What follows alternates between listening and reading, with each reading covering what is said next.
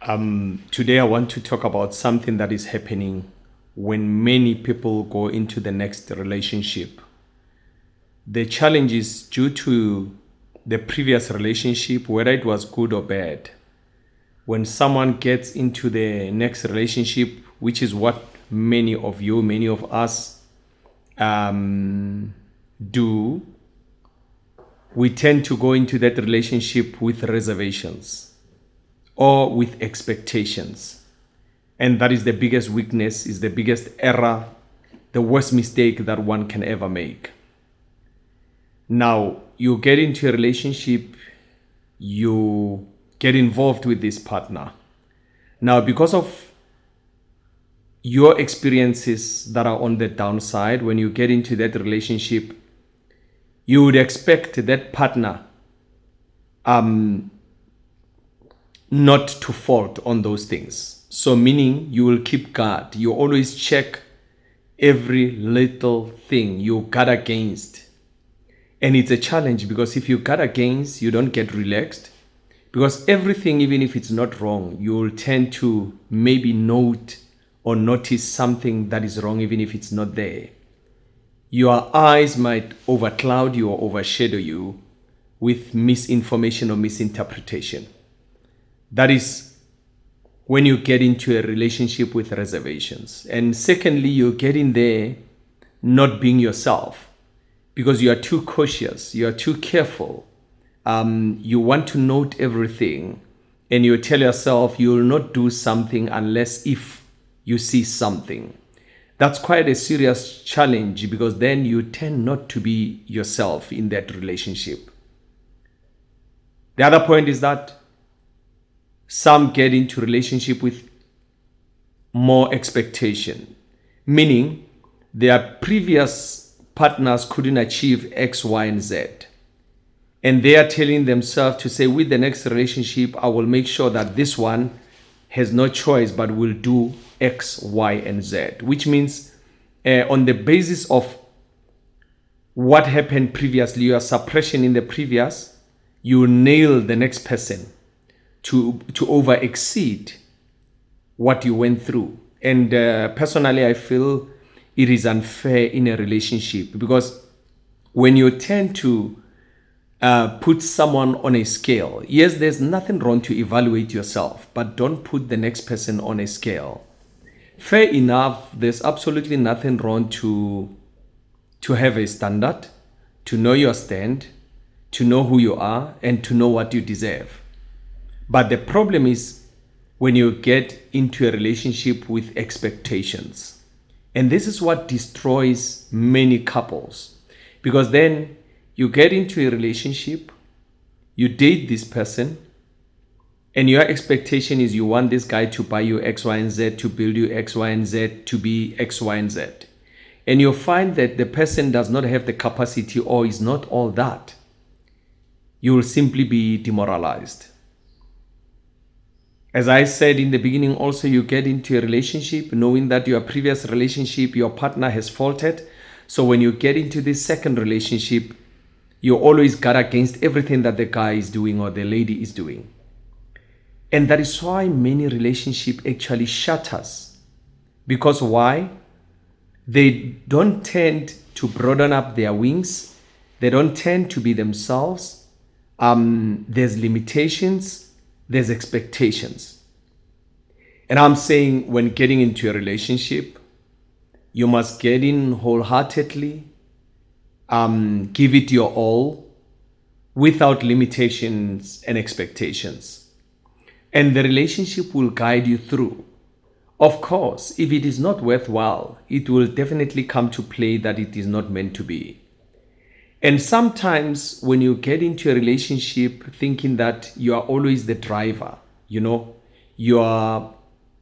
knowledge of doing things is better than the next person. When you get in there, you get disappointed when you find someone who's actually better off, who has got a better IQ, EQ than you, who think better than you, who see things better than you. And you tend to be discouraged when someone can do things better than you.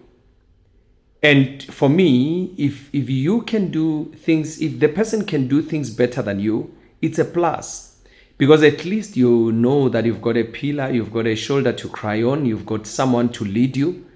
And now many people, they don't want that. I know of many ladies that always want to drive a situation, and when they get to it and find that the guy is the guy in terms of driving force, they tend to be suppressed, they pull back, and they render themselves useless because they can't play a role per se. And I'm saying it is not wrong when you find a guy like that, and same applies when you find a lady like that. And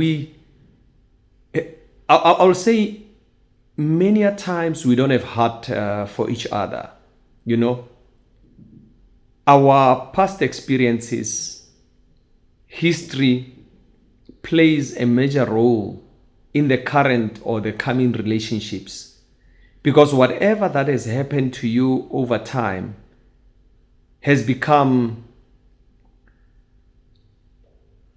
a tradition, you know, because then you are used to seeing that over time, and for that reason you always assume, even when you get to this next relationship, that things will be like that, and therefore you need to guard against them. You know, when someone just create a small mistake, you're out. You know, when someone just try to outgrow the situation, you are definitely affected. And this is a challenge with many relationships across the board, to say never be irritated by your partner.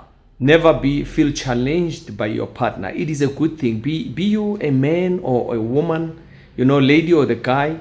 If your partner can actually outperform you, for me, it's a plus. It's a good thing.